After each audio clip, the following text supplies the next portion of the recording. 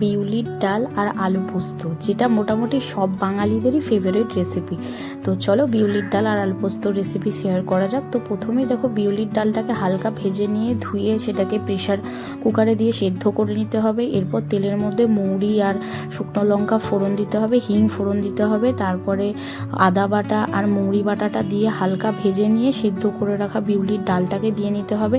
এরপর আবারও মৌরি বাটা আর আদা বাটাটা দিয়ে চেরা কাঁচা লঙ্কা দিয়ে তারপরে দেখো ডালটা হয়ে গেলে নামানোর সময় একটুখানি ঘি ছড়িয়ে দিলেই রেডি। এরপর দেখো সাদা আলু পোস্ত, ওফ মানে কিছু বলারই নেই। তো দেখো রেসিপিটা, তো প্রথমেই দেখো তেলেতে 5 ফোড়ন দিয়ে তারপরে হিং দিয়ে দেখো আলুটাকে লাল লাল করে ভেজে নিতে হবে। এরপরে দেখো পোস্ত আর কাঁচা লঙ্কা বেটে রেখেছিলাম, তো সেটাকে দিয়ে ভালো করে নেড়ে চেড়ে নেব। বেশি কষবে না কিন্তু, কষলে পোস্তর স্বাদটা চলে যায়।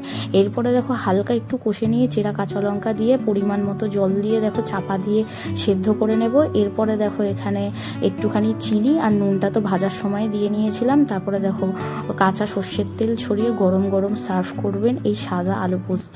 জাস্ট অসাধারণ লাগে। বিউলির ডাল, সাদা আলু পোস্ত, সাথে যদি থাকে পাঁপড়, ওফ আর তো কিছুই চায় না। আমাদের এক্সট্রা বড়ি ভাজা আর একটু কুমড়ো ভাজা।